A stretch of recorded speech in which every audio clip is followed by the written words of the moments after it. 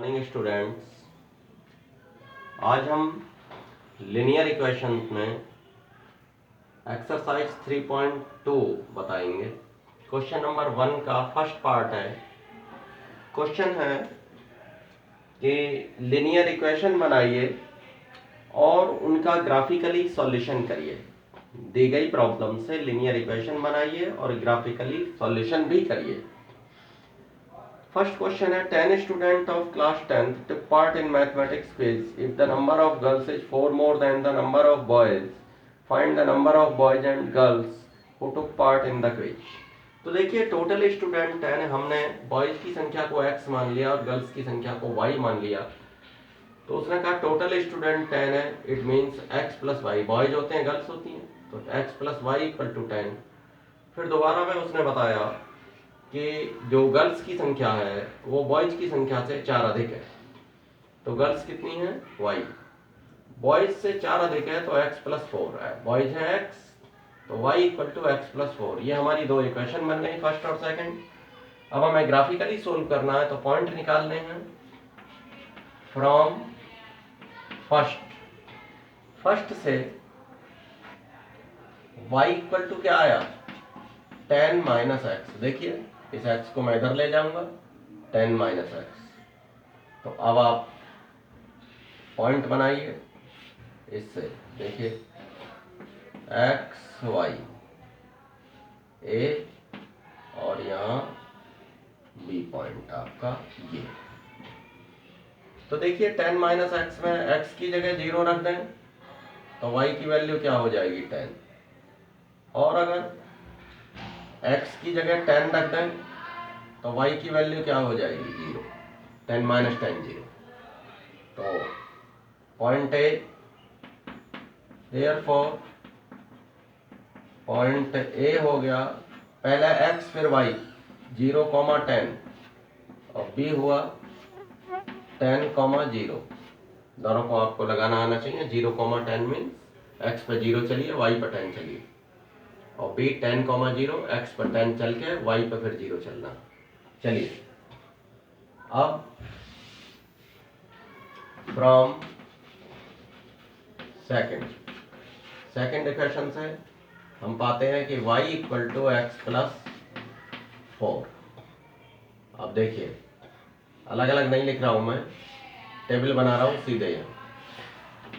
X Y छोटा है, आराम से हम सोल्व कर सकते हैं या साइड में रफ पे कर लें। देखिए सी पॉइंट और D point, A B point यहाँ ले लिए मैंने, सी डी उसके ले रहा हूँ। अब x की वैल्यू मैंने 0 पुट करी तो y की वैल्यू क्या आ गई 0 प्लस 4 दैट इज 4। x की वैल्यू मैं 6 पुट करे देता हूँ, x की वैल्यू मैंने 6 पुट कर ली तो y की क्या आएगी 6 प्लस 4 10। तो देयरफॉर जो पॉइंट C है आपका वो 0,4 और D पॉइंट हमें मिल गया 6,10। अब इसको हमें ग्राफ पे लगाना है। Point A B C D आ चुके हैं, इसको ग्राफ पर लगाइएगा और ग्राफ पर लगा करके जो कॉमन पॉइंट, जो पॉइंट ऑफ इंटरसेक्शन हो, जैसे सपोज कीजिए आपकी ग्राफ पे दो इक्वेशन ये आ रही है समझ लीजिए, तो यहाँ काट रहा है ना, तो ये इसकी कुछ कोऑर्डिनेट होंगे ऐसे करके। सपोज कीजिए ये अगर आपका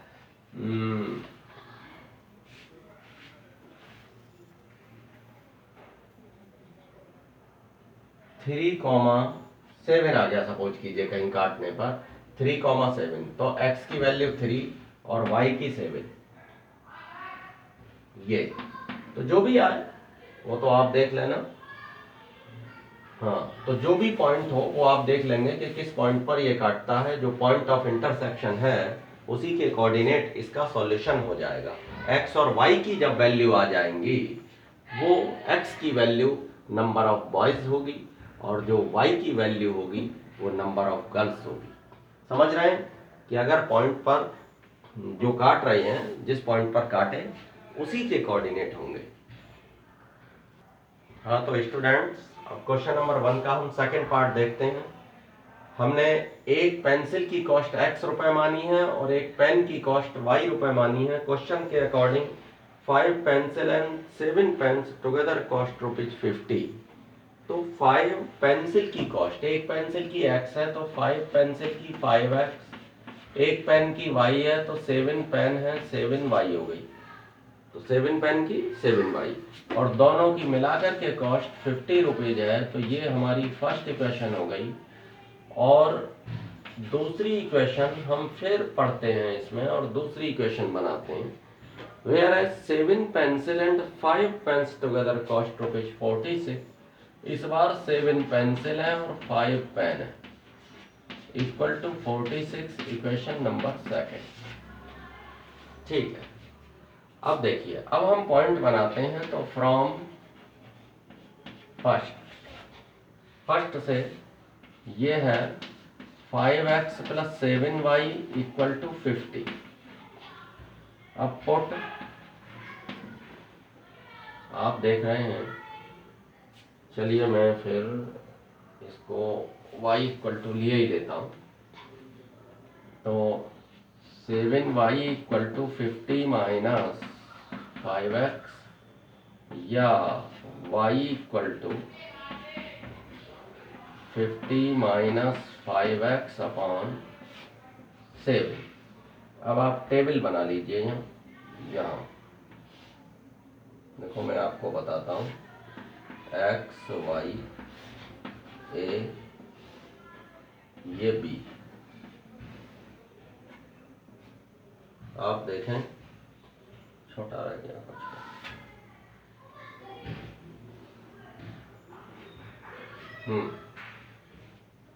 x की वो वैल्यू रखें जो 7 से डिवाइड भी हो जाए, फिर ये पूरा उससे इजी रहेगा। तो हम क्या हुआ कि हमने 3 रख दिया। हमने क्या रखा, x की जगह 3। अब आप चेक करें कि 5 3 जा 15, जब 50 में से माइनस होगा तो 35, और 7 से डिवाइड करोगे तो 7 5 जा 35। आप 3 वैल्यू पुट करके और कैलकुलेशन करके देखना, 5 आएगा। चलिए, अब x की फिर ऐसी वैल्यू रखें जो 7 से डिवाइड हो। मैं अगर इसमें -4 रख दूं, कि क्या रखा मैंने, -4, तो 5 4 जा 20, माइनस माइनस प्लस 50, 20 कितना आ जाएगा, 77 से डिवाइड होकर 10 आ गया।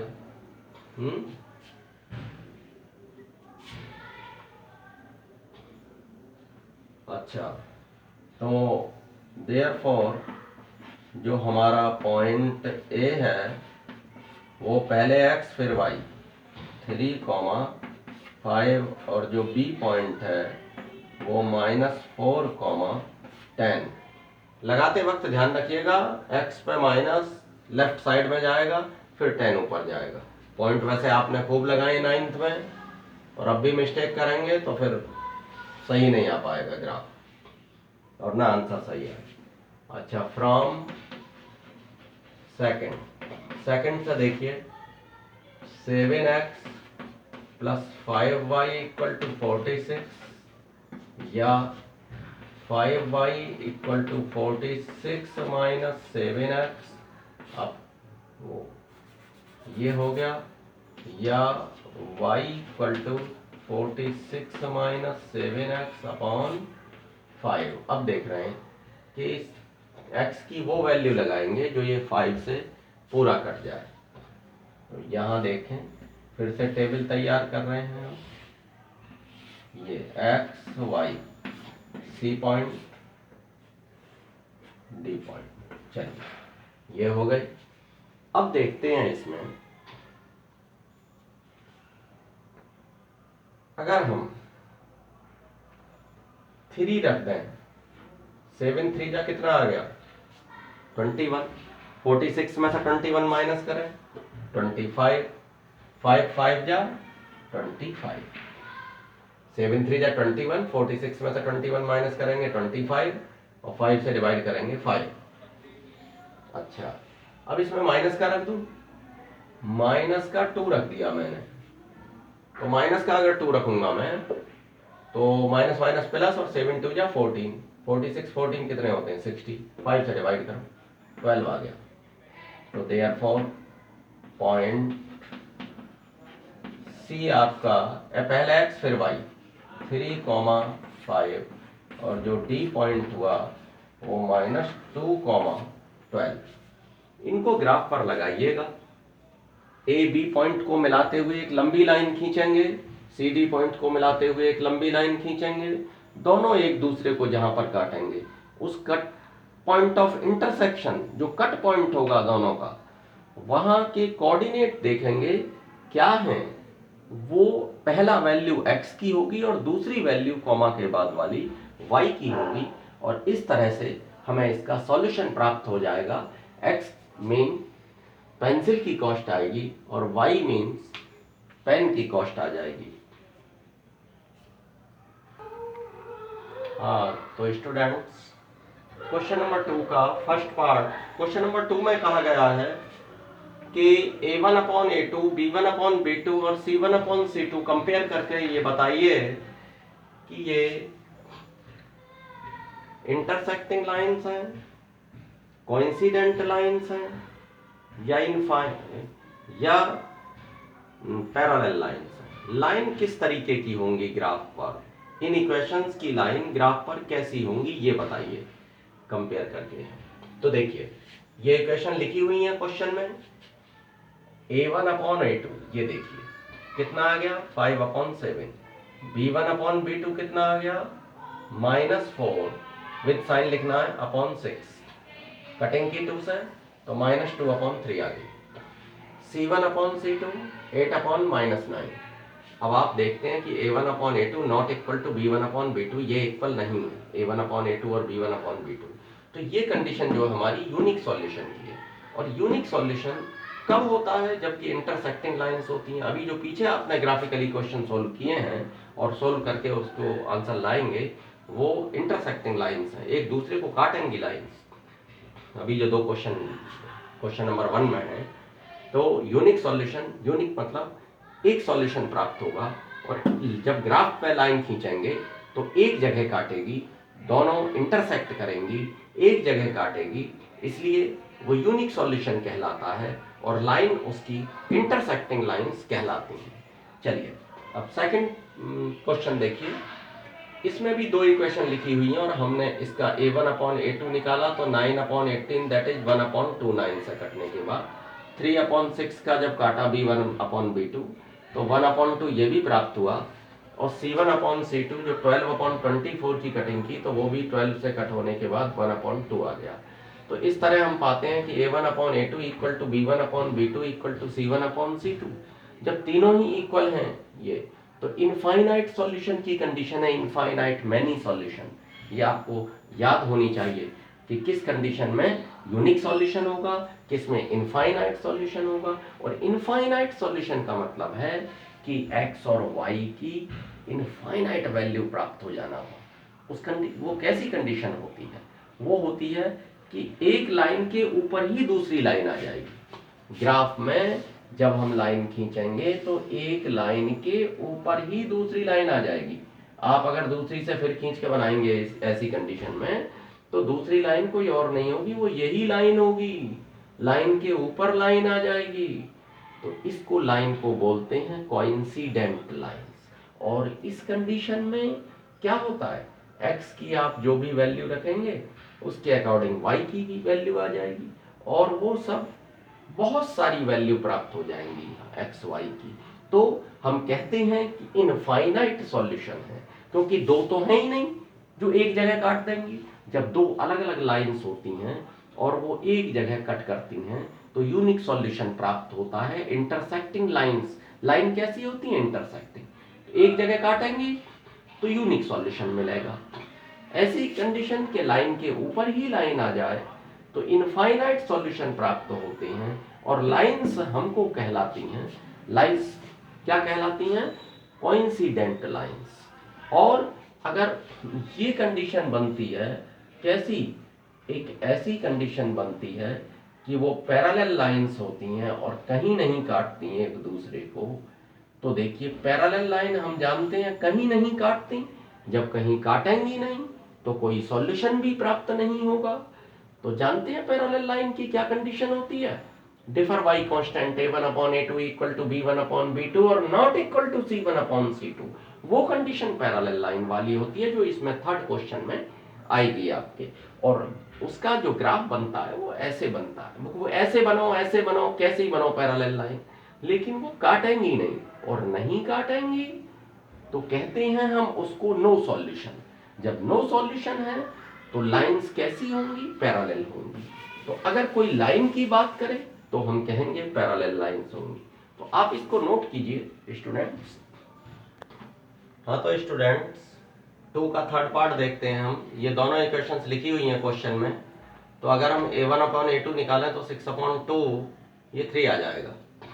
b1 अपॉन b2 निकालें तो विद साइन लेना, -3 अपॉन -1 ये 1y है, -3 अपॉन -1 माइनस से माइनस कैंसिल, ये 3 आ गया। c1 अपॉन c2 10 अपॉन 9 आ गया।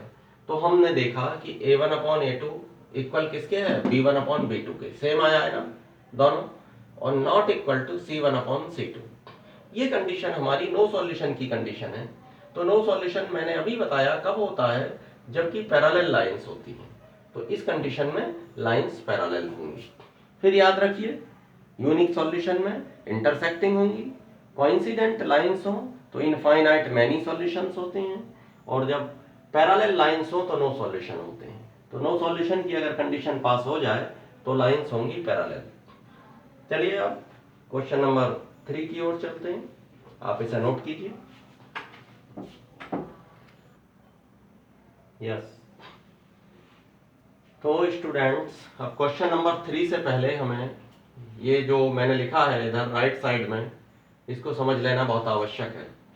आपको अभी तक मैं बता रहा था a1 upon a2 not equal to b1 upon b2 तो यूनिक सॉल्यूशन है। मैंने समझाया था इंटरसेक्टिंग लाइंस है जो एक दूसरे को काटती हैं, और ये भी बताया था कि a1 upon a2 equal to b1 upon b2 equal to c1 upon c2 तो इनफाइनाइट मैनी सॉल्यूशंस हैं, यानी कि कोइंसिडेंट लाइंस है। जो लाइन के ऊपर लाइन जा रही है वो इनफाइनाइट सॉल्यूशन की कंडीशन होती है, एक ही लाइन दिखाई देती है वहाँ। a1 upon a2 equal to b1 upon b2 not equal to c1 upon c2 तो नो सॉल्यूशन की कंडीशन है, यानी कि लाइन होगी पैरेलल लाइन। पैरेलल लाइन एक दूसरे को कभी नहीं काटती, जब काटेंगे नहीं तो सॉल्यूशन नहीं बनेगा। तो नो सॉल्यूशन की कंडीशन हुआ करती है कि पैरेलल लाइन होती है। अब अगर सॉल्यूशन होता है तो हम कहते हैं कि कंसिस्टेंट है। दो इक्वेशंस अगर दे रखी हों और उनका सॉल्यूशन होता है, चाहे वो यूनिक सॉल्यूशन हो या इनफाइनाइट मैनी सॉल्यूशन हो, तो हम कहते हैं कि लाइंस कंसिस्टेंट है। और अगर सॉल्यूशन नहीं होता तो कहते हैं इनकंसिस्टेंट है। तो इस वर्ड को दोनों को समझ लेना भी इन वर्ड्स को आवश्यक है कि सॉल्यूशन है तो कंसिस्टेंट, सॉल्यूशन नहीं है तो इनकंसिस्टेंट। बस इस क्वेश्चन में थर्ड में यही पूछा गया है, तो मैं सीधे थर्ड पार्ट पे आ रहा हूँ। बाकी आप खुद कर लेंगे फर्स्ट सेकंड इसमें, और मैं थर्ड और फिफ्थ बताऊंगा। इसमें 2 मैं बता देता हूँ और 2 आप खुद, बाकी आप खुद कर लेंगे। तो वही कंडीशन है जो पहले निकल रही थी, बस उसमें कंसिस्टेंट और इनकंसिस्टेंट नया जुड़ गया है। तो कंसिस्टेंट मीन्स सॉल्यूशन है, चाहे यूनिक सॉल्यूशन हो या इनफाइनाइट सॉल्यूशन हो, दोनों ही कंडीशन में वो कंसिस्टेंट कहलाएंगे। और अगर नो सॉल्यूशन है तो इनकंसिस्टेंट कहलाएंगे। तो यहाँ बस ये है कि ये 3/2/9। देखिए मैं आपको इसको यहाँ रफ पे समझा देता हूँ थोड़ा। देखिए 3/2/9 कितना आ गया? क्या होता है? 9/1 लिख सकते हो इसको, और फ्रैक्शन का फ्रैक्शन में डिवाइड होता है, तो नीचे वाले को पलट के मल्टीप्लाई कर देनी है, पलट देना, यहाँ आ जाएगा, पलट देना, क्या हो जाएगा? 1/9। तो देखिए तो 3 1 जा 3, 3 3 जा 9, तो 1/6 आ गया। यही है, मैंने जो अपॉन में नीचे लिखा है इसको तुरंत नीचे इसके साथ ही ले लिया है। तो 3/2 × 9, 3 3 जा 9, 1/6 आ गया। आप अगर समझना चाहें तो ऐसे समझ सकते हैं इसको। क्लियर है ना? अच्छा, b1/b2 इसी की वजह से मैंने ये कराया पार्ट। 5/3/-10 लिखा है तो 5/3 × -10 ऐसा कर सकते हैं, नीचे वाला नीचे ले लो पार्ट। तो 5 2 जा 10, तो -1/6, 1/-6 ले लो या -1/6, एक जगह माइनस है तो माइनस। अब C1/C2 का देखिए जरा, इक्वल के इधर रखे हुए हैं, अगर मैं इधर लाकर -7 इक्वल टू 0 लिखूंगा और -14 इक्वल टू 0 लिखूंगा तो ये दोनों जो है नेगेटिव आ जाएंगे, -7 अपॉन -14। क्लियर है ना? 7 इधर लाऊंगा इक्वल साइन के तो माइनस में हो जाएगा, 14 इधर लाऊंगा तो माइनस में हो जाएगा, तो -7 अपॉन -14, माइनस से माइनस कैंसिल, 7 अपॉन 14, 7 से कट कर दीजिए, 1/2। तो यहाँ ये दोनों इक्वल नहीं है, a1/a2 not equal to b1/b2। तो पहली ही कंडीशन यूनिक सॉल्यूशन की मिल गई हमें। Unique solution that is consistent, unique solution है मीन कंसिस्टेंट। ये आपको माइंड में रखना है कि अगर सॉल्यूशन है तो कंसिस्टेंट और सॉल्यूशन नहीं है तो इनकंसिस्टेंट। हाँ तो स्टूडेंट्स 3 का 5th पार्ट और देखते हैं। देखिए ये दोनों इक्वेशन क्वेश्चन में लिखी हुई हैं। अब a1/a2 निकालते हैं तो 4/3/2 ये आएगा ना, 4/3/2 तो 3 2 के साथ आ जाएगा यहाँ, वो मैंने बताया था डिटेल में पहले यहाँ पे। वैसे ही कर सकते हैं 4/3/2 करके 2/1 और पलट के मल्टीप्लाई कर सकते हैं। तो ये 2 इसके 3 के साथ आ जाएगा, फिर जब पलट के आएगा 2/1 को 1/2 लिखेंगे पलट के तो वो मल्टीप्लाई में तो वो 3 के साथ ही आ जाएगा 2। तो 4/3 इंटू 2, 2 2 जा 4, 2/3 आ गया। b1/b2 2/3 है, c1/c2 8/12, ये 4 से कटने के बाद 2/3 आ गया। अब तो इसका मतलब तीनों इक्वल आ गए, तीनों इक्वल आ गए तो इनफाइनाइट सॉल्यूशन है, दैट इज कंसिस्टेंट। अगर सॉल्यूशन इनफाइनाइट हो या यूनिक हो तो वो कंसिस्टेंट होंगी, जैसा कि यहाँ शो हो रहा है बराबर। तो बाकी आप इसी तरीके से करेंगे और इसको ध्यान में रखेंगे कि अगर सॉल्यूशन है तो कंसिस्टेंट डालें और सॉल्यूशन नहीं है तो इनकंसिस्टेंट डालेंगे। तो नोट करिए आप बेटा। तो स्टूडेंट्स आप फेयर नोटबुक पर वर्क करेंगे और जो भी पार्ट रह गए हैं उन्हें खुद करेंगे, जैसे मैंने कराए हैं उसी तरीके से करेंगे और जो समझाया है उसको ध्यान में रखेंगे। Thank you, have a nice day.